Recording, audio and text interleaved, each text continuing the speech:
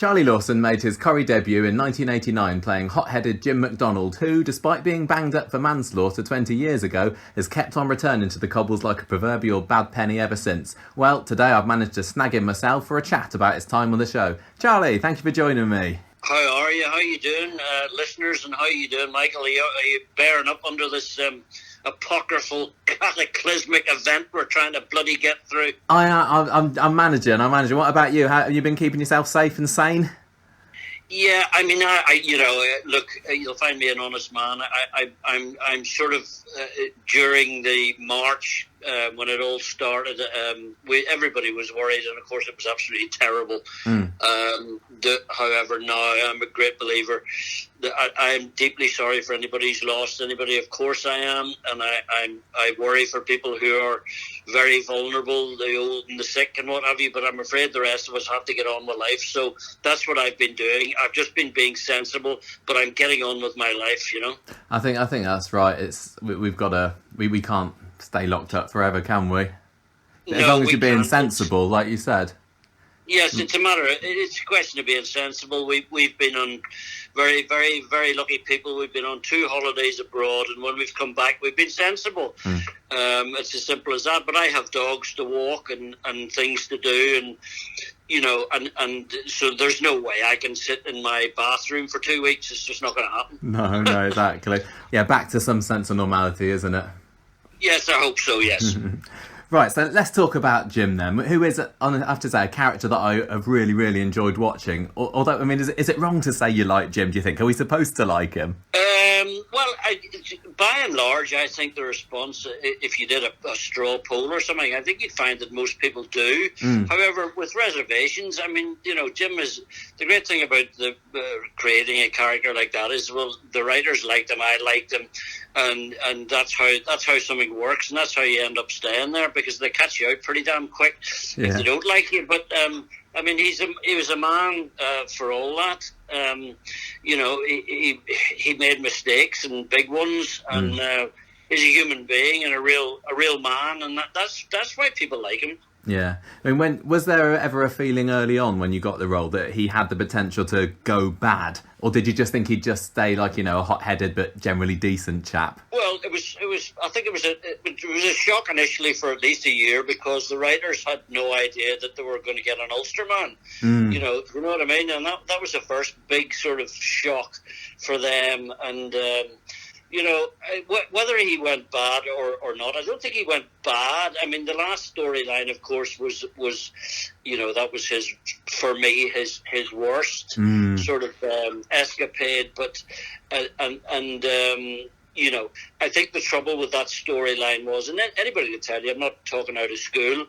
When I was asked to go back, they had already sort of come up with the storyline and the plans and all that lot.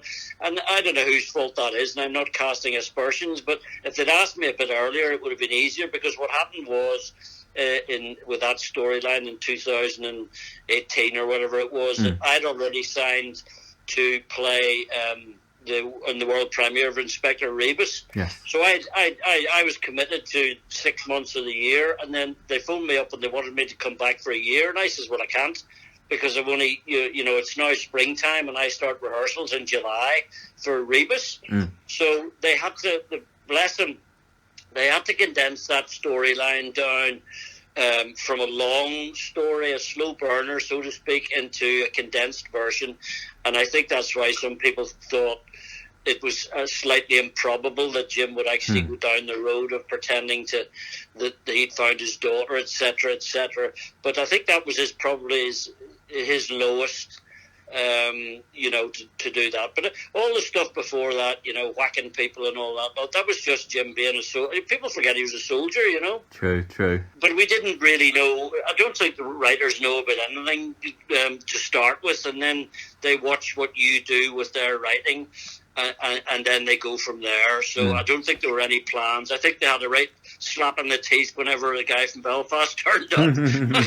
Yeah, you said that they didn't know he was going to be an Ulsterman. Am I right in thinking that you had to help the scriptwriters out to get some of the speech patterns, the catchphrases in? Yeah, I mean, they were very patient with me. You know, I started off literally saying everything verbatim. Yeah. And of course, it didn't work because, there weren't any writers from Northern Ireland. There were Mancunian and from all over the place. And there were phrases that I was saying that just were totally alien to the character. So I didn't ask permission. I just steamed ahead and started to put in, instead of saying, good morning, I'd be saying, what about you? And different things. And of course, everybody was surprised when I started saying, so it is, so it was, so it is, etc. But I mean, if you've been watching Eamon Holmes for the last 20 years, you know what I mean? That's just the way we speak. But the writers soon picked up on that and they accepted it, and God bless them, because it can't have been easy for them. No.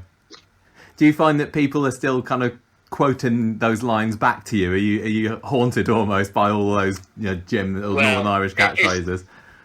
Yeah, it's very flattering, and I wouldn't say it's haunting, but it is there a lot of the time. And if you're on Twitter, you'll see that, But people back home were extremely proud of what we achieved. Yeah. Because back in the day, I mean, it was very, 1989. It was still. We were still at war, in inverted commas, and Northern Ireland was a very black-grey place. There was some awful atrocities happening, and all we had in Northern Ireland was Alex Higgins and Charlie Lawson. Really, there was nothing really to shout about on the TV. So everybody back home was extremely proud, and of course I'm extremely proud of my wee country. So.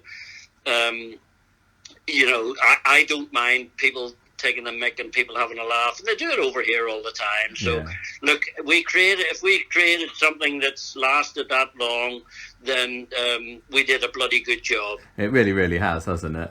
So there'd been, before you started in Corrie, there'd been a couple of attempts to introduce other family units with, mum, dads and kids, but it was the McDonalds, I thought, who were the first ones to really make their mark as a new family and stay the course. Why do you think it is? What is it about the McDonalds that captured people's interests? Well, look, I think we had the and I don't mind saying this, I think the fact that the family was completely different because there was this Northern Irish guy. I mean, that was sort of unheard of. So we had their ears pricked up straight away. Yeah. That was the first thing. The second thing was there was great chemistry between Bev and I, and that's sort of that is just luck. You can't invent that. You can't make it. It's either there or it isn't, and it was there. And we worked in extremely different ways, but it all gelled together. And then the boys came along, and and it just worked. And they were sort of like gorgeous wee fellas, and I mean, they were like Kylie and Jason. Which one was Kylie? I love Simon dearly, but but you know what I mean. They were sort of superstars in Britain. Yeah. But it all sort of worked, and the writers, bless them. I mean, it's funny, going back to 1989. I mean, some of the writers are dead now. God rest their soul. But in those, they really latched onto us, and. We must have done something right because they kept writing for us, and everything they threw at us, we delivered the goods. And I was watching something, my Debbie watches the stuff on in the afternoons, the repeats of the old stuff. And we were so lucky, Bev and I, because we were doing, there was 25 or 30 regular cast members. I think there's about 75 now. So we were able to do scenes that were 5-6 minutes long. I mean, that's a gift for an actor in television. Yeah. So you get good writers writing 6-7 minute scenes, and you get a director and the camera crew saying, right, I'll tell you what, let's just film these two, let them get on with it, and let them do whatever they wanted to do. And we had that freedom in those days. I mean, it all worked very, very well. We were very lucky. Whether or not we would have come in now in 2020 and made such an impact, I don't know, because I think we would have scared the bejesus out of the viewers now. I think with one of the things with Liz and Jim, they're a bit different, because a lot of the classic much loved Corrie couples fall into the mould of, like the battle axe wife with a henpecked husband. But Liz and Jim weren't like that, were they? No, they were like Burton and Taylor, as it's been said. They were a match for each other. Yeah, and neither of them would take a backward step.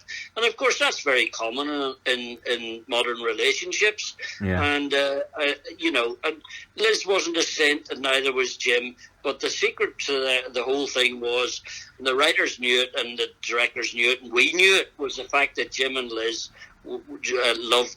loved the pants off each other and desired the pants off each other, and that was always there. And if you have that basis on television, then you have a good couple. And the boys really, the older the fellas got, because we started off working with them when they were about 13 or something, but once they grew as actors, which they did. I mean, you watch the early stuff, they didn't know what they were doing, but of course it grew, and so we were very lucky indeed. Yeah.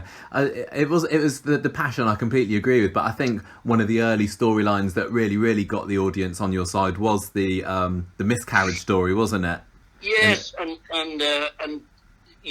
look, for all your listeners out there, especially the women, the girls and the ladies, whatever, I've never been through that, but Bev knew what was going on, and I really took a back seat and let her drive, so to speak, and we had a lovely director, did a lot of that storyline, Brian Mills, who's sadly no longer with us. He was one of the old school directors, and a bit of a legend at Granada TV. So the three of us were able to work together on the storylines, and obviously you can't do it if the writing's rubbish, but the writing's good. So that was our first sort of venture into territory that hadn't really been explored, and was to open the doors for all sorts of things that we would do in the future, and that it was difficult, but it was harder for Bev drove that along. I went along for the ride, and I let her, as we worked together over the years, it would happen organically that there would be a storyline that I would drive or she would drive, and the other didn't take a back seat, but the other sat beside, if you like, in the passenger seat, and bounced, and that's the way we worked. So each storyline was relevant to each of us in a different way, and as I say, in those days you had the luxury of long scenes to explore emotions and things that actors really don't have the time to do now. Well, very rarely, with notable exceptions, obviously. Yeah, I remember another one that I like particularly. It was more a story for you, really, was when you were attracting the attention of Audrey when you were fixing a TV aerial. Do you remember when she was coming on to you? It was good that you were able to have a bit of light relief in stories like that as well. Yeah, but I do remember that vaguely. I mean, do you know what? I mean, it was a long time ago, and it's common knowledge, Michael, that for a long period of time, I was partying very, very hard. So. I was never given the red card, and I was never bad. I was never late or whatever. But not a lot of sleep was taken. So consequently, when I watch these storylines, I've really forgotten them, and occasionally I catch up in the afternoons. But working with Sue Nicholls was a joy, and Sue and I knew each other because. Oh yeah. We were one of the actors and actresses who had been. Sorry, that's very unfashionable, but I'm an old fart. So she was an actress I was very familiar with, and I'd been around the block. I'd been in the business 15 years before I joined the street, and Sue had been in the business for 25 years before. So we'd been around, and we knew each other, and we were actually represented by the same agent. Yeah. And I knew she was a comedienne extraordinaire, because we'd all seen her in with Leonard Rossiter, etc., and all the stuff she'd done over the years.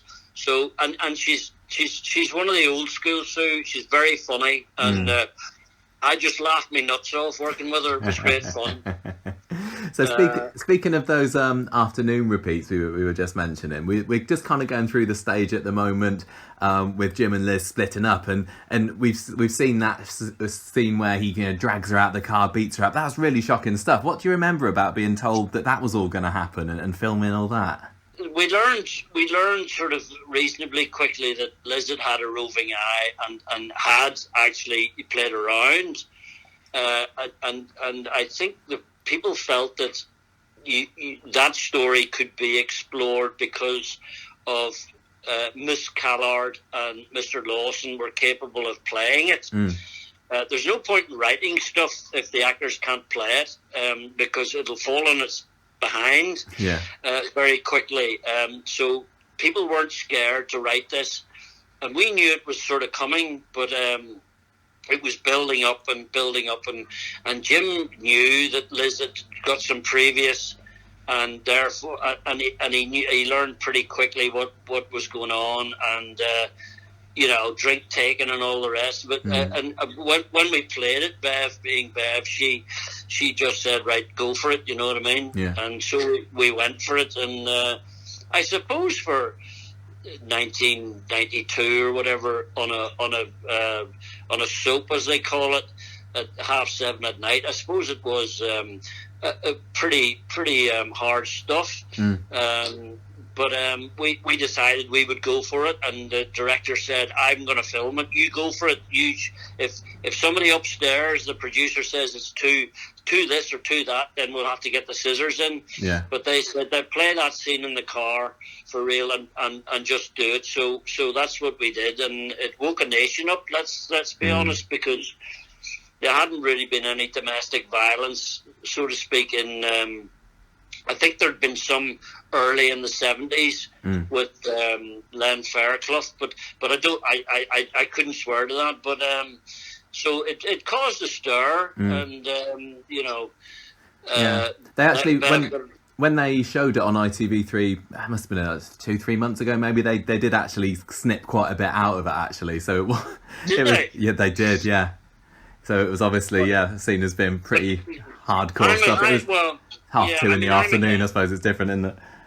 Well, I'm against all that kind of stuff. It's drama. It's written and it's created and it's played by actors, and I don't think there should be censorship like that. But that's just a personal view I have of the arts in general. So I'm disappointed to hear that, but.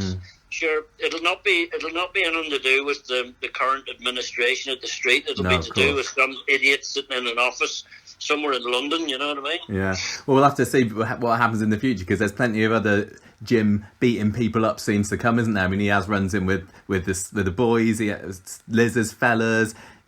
Jez Quigley, of course. I mean, was it exciting to play someone who punched first, asked questions later? Did you quite like the action scenes? Yes, because I spent a lot of years doing that before I joined Corrie, and it's like a wheelchair story. Any actor who tells you they don't like being in a wheelchair, they're telling you bloody lies. You know what I mean? It's a gift for an actor, But no, I mean, no, I knew what the character was like. I'd created him, and incidentally, the last time I hit someone was a long time ago. But it was, yes, of course I enjoyed it because he was a man. He was a soldier, for goodness sake. Yeah. And if some idiot like what's his name from the brewery had a go at whatever, then Jim just thought, who is this waste of space, and just whacked him. And most normal people I know in the world are kind of similar. I'm not suggesting it's a road that we should follow, ladies and gentlemen, but I mean, of course it was enjoyable. It was great fun. Yeah, I mean, I don't know whether we were supposed to be cheering as you beat Jez to a pulp anyway. I mean, he'd gone after Steve, hadn't he? So it's classic revenge story. I mean, that was and that was one of those things where you had, Lee's been around the block a while, and we had the director. I can't remember who did that. I think it was Dave Richards. I can't remember. God rest his soul. That's another one who's passed away. And it was a question of sort of, right, boys, do you know what you're doing here? And we said, yeah, no problem. Send the stuntman, the fight director away. We know what we're doing. Yeah. And we did it. Of course, now you can't even You can't even stand on a table without some bloody fight arranger having to tell you how to do it, and you can't do it. But in those days, we were rolling around all over the place and nobody got hurt. It was just, it's a different world now, Michael. Not for the better. Not for the better. So that marked your first big exit from the show, didn't it? The Jez incident. Now, I've read conflicting reports about whether it was your decision or the producers to say cheerio to Jim back then. So did you want to go at the time or not? Well, the first time, that was when he went to jail. Yes. So he didn't.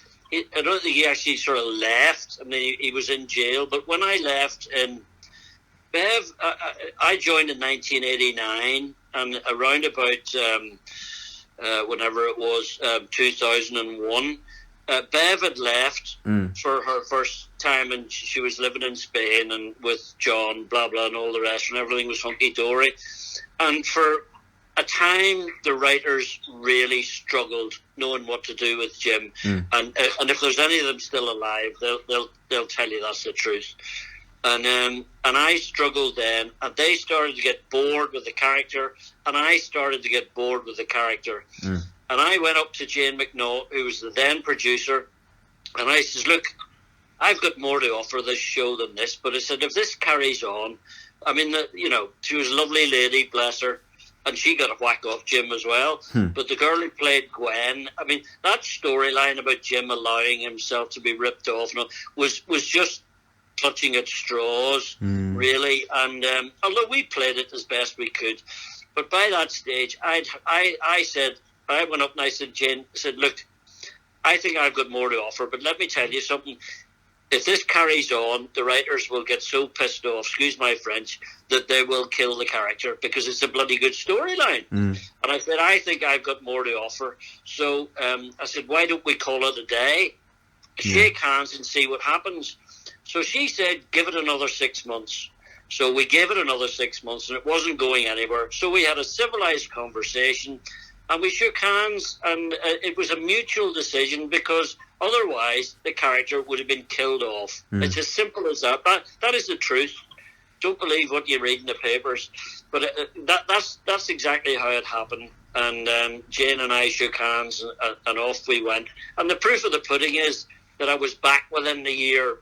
You know what I mean? Coming back and coming back. I mean, I've been back about 9 times, Is it like, did they invite you, or do you kind of say, have you got anything for me? How does that work? Because I think you've come back more than anyone else. Well, I'm very lucky because I've been doing this a long time. So I went straight into a movie, and then I went into the West End with the opening of Art, the play, blah, blah, blah, all that stuff.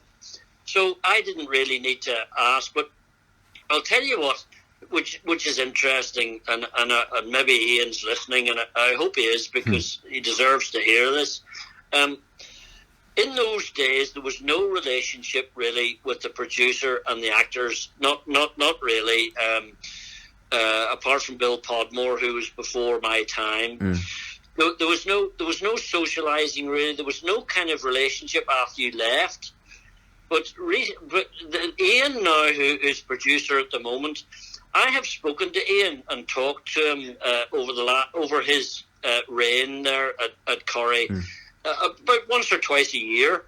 Oh, really? And we have discussed the character and discussed what may or may not happen, and et cetera, et cetera. And that mutual sort of regard has been there, and that's a very, very, very good thing, and it's something to be admired. And I won't forget it, because normally what's happened is I would just get a phone call for an availability check, and sometimes I would be available, and sometimes I wouldn't be. But Granada used to look after me very well financially, etc., etc. So if I was available, I always knew that the storyline was going to be a good one, because you don't have Jim McDonald back to say, "Pint of lager, please, Jack." No, exactly. He's going to come back and do something or whatever. So no, they approach you, but as I say, recently I've kept in contact with Ian, and but I know how it works. Ian might phone me up tomorrow and say, "Listen, Charlie, here's the crack. Beverly, as we all know, has had a terrible year medically and all the rest of it, and we need to bring her back to do this, to do that, and do this, and the writers have decided to kill you. That's just the way it is. But at least he would have the decency to tell me. Now, I'm hoping that doesn't happen, but I'm well aware of how it works. But in other days, in bygone days of yore, you wouldn't even be told. The producer wouldn't have any relationship with you at all when you left. And people used to learn that their characters were killed off from the papers, you know?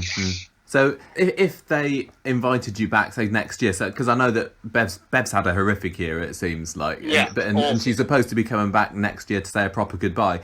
Do you think that she should be going with Jim on her arm, maybe to get that pub together they always wanted, or has he blown his last chance? Do you think how would you like to, go off into the sunset?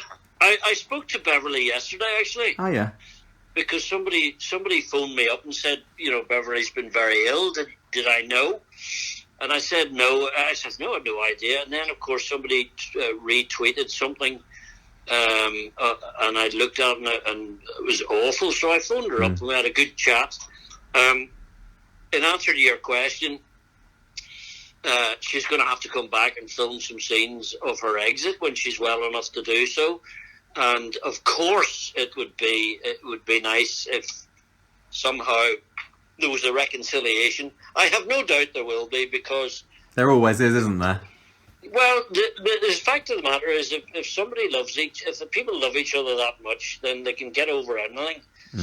So that would be a wonderful thing. And also, I mean, we are living in a fantasy world, so Bobby Ewing turns up in the shower, and Jim and Liz turn up and they're in love again. It's not beyond the powers of reason, and it would be lovely to think that they could disappear together, hand in hand, and because you always know that they'll be back.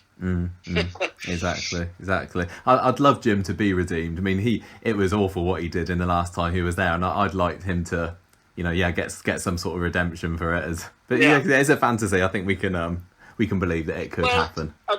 We did try to play. Certainly I tried to play the fact that Jim knew what he was doing was wrong. I got that. Well, good. Thank the Lord for that, because there were certain directors who were sort of saying, why you just seem to be giving that look that you're not convinced. And I said, well, because he's not bloody convinced. I totally got that. Into this. Yeah, he's been talked into this, and he's doing it, and then they filmed those nice scenes with us at the graveyard, and I think it was clear that Jim had not wanted to go, but he'd gone along with this for stupid reasons, and so there is a redemption there somewhere. Yeah, those graveyard scenes were brilliant, but I couldn't believe when he went off with Hannah at the end. He was like walking away from the church, then gets into Hannah's car. No, I know, but you see, look, who knows, Michael? Because as I said, I was in rehearsals next day in London for Rebus. It was as simple as that. They had to sort of chop and change the whole thing. Of course there would have been a better ending. Of course, I felt, this is cheap, him just sort of sloping away off into the car. But really, when you're confronted by the availability of Charlie Lawson, if I wasn't available and they had plans to do whatever, I'm sorry, I just wasn't available. So I don't blame anybody for that. It's just the way things fall. And we couldn't. I suspect the writers weren't satisfied because they couldn't create the story that they really wanted to create that year, because I wasn't available to do it. So there you go. Yeah. Now, just before we go, one of our listeners has written in and said that they loved going to see you narrate the Corrie stage show about 10 years ago. So if the day ever comes that Jim, has said his last goodbye, will you always be happy to take part in, side projects like this, flying the flag for Coronation Street, as it were? Yeah, I remember when that came up. Was that 10 years ago? I think so. I think it was. Yeah, I think it was for the 50th. Well, I remember when that came up, and I ran a mile. Really? And then, because I thought, how is this going to work? How is it going to work? And then John was writing it, Jonathan Harvey, yeah, that's right. So he was writing it. So immediately I thought, well, wait a minute here. This boy's been around the block a while. He knows what he's doing. So I read it, and then I nearly ran another mile because it was so good. I thought, who are they going to get to do this? But then I was so fascinated. And then, of course, we did the deal, and they were very generous to me. Blah, blah. So I thought, you know what? And also, Michael, let's be honest, I was standing there reading a book. It was not difficult for me, although it did require a wee bit of whatever. But when I turned up at rehearsals, the cast had been doing it now, and the wonderful, wonderful Catherine, who's now in Emmerdale. What's her name? Catherine Dow Blyton, is that right? I can't remember. I think you might be right, yeah. Yeah, no, look it up. She plays the priest in Emmerdale Farm. You know the one I mean? I can't confess to being an Emmerdale watcher as well, but okay. I will look it up. The listeners will probably know. Yes. But she was in it, and I walked in, and there was two boys and two girls, and I swear to God, they could have been Rory Bremner. They were just brilliant. And I sat there and I watched a run through. The director had asked me to come and watch them do they'd been rehearsing for 2 or 3 weeks, and I came in sort of the last week, and I watched this run through, and not only did I roar with laughter, they were absolutely brilliant. And I enjoyed that immensely. And we had to move from the studio theatre to the main house at the Lowry because we were so sold out. And you know what? In 40 years, I have never read reviews in the theatre. And I've been at the English Shakespeare Company, the National Theatre. I've been in the West End. I have never seen reviews for a cast like I saw in that play. I mean, getting 4 stars from The Guardian and 4 stars in the Telegraph, and 4 stars in it's just extraordinary. The trouble was, I think, that they should have left it alone, because you could not do it again without the original cast, and I think that happened later down the line, and I think Jonathan would probably agree that it didn't really do it justice. Those people who were cast in that play were stunning, and I mean, all I did was do what I do to the best of my ability. But here, listen, I don't want any credit. They were brilliant. I wish I'd seen it myself, and it even came around here. I'm from Southampton, and it came from here, and I don't know why I didn't go and see it. Really don't. Well, if it was the original cast, then you missed a real feast. It was extraordinary. It was one of the most joyous experiences for an audience in the theatre, and we sold out, and I don't know what happened to it in the end, but I know that the cast were stunning. I've never seen performances like it in that genre, because they not only did they became those characters that they played, and you Google it or whatever and Catherine was wonderful, and the rest of I was so pleased when I saw her. I mean, I don't watch these bloody things. Debbie watches them all the time, but I don't watch Emmerdale Farm either, although I know Natalie Robb very well, blah, blah, blah. And to see Catherine now, earning a bloody good living is really nice, because she deserves it, because actors, never mind what actors go through normally, but what they're going through now is terrible. And I'm very lucky. I have a fat wallet because I'm very busy all the time. Yeah. But it's an awful time for the industry, and all the people out there who watch Corrie and Emmerdale and EastEnders, the actors are very, very, very lucky, because the other actors, 99.9% of the other actors, are in the world of brown stuff. It's been really, really hard. Yeah, it really is. Really is. Oh, well, look, Charlie, it has been such a pleasure chatting to you today. Thank you so much for coming onto the podcast. Good. I've enjoyed it very much. Actors love talking about themselves. No, it's been really lovely hearing you reminisce about your time on Corrie. Jim was such a classic character, so it's good to hear, from the horse's mouth what it was like to be Jim for all that time. Yeah, and also, may I say that, and I've said at every opportunity I can, I watch. There are too many award ceremonies, and etc. But an awful lot of people say we couldn't do this without the crew and all the rest of it. And I would just like to say, let me tell you something. The actors, never mind the cameramen and the crew and all that, not the makeup artists. We all know they get their praises sung all the time, and they're lovely people, and I love them all. What the actors do is extraordinary. Absolutely extraordinary. Never mind thanking everybody else, all you people out there. And next time you get an award, pat yourselves on the shoulder, give yourselves a big hug, because you're up the pointed end. You do it. And, you know, I've said this to Simon on many occasions. Don't be thanking the writers, don't be thanking the crew and all the rest of it. It's old hat. Everybody does that. Thank the rest of the cast, because they are brilliant. Absolutely. Now, that is a lovely, positive way to end this interview, I think. Good. Thank you very much. And I will let you go and get on with the rest of your evening, Charlie. Thank you very much. I'm off to the pub. Cheers. See you. Bye-bye. Bye.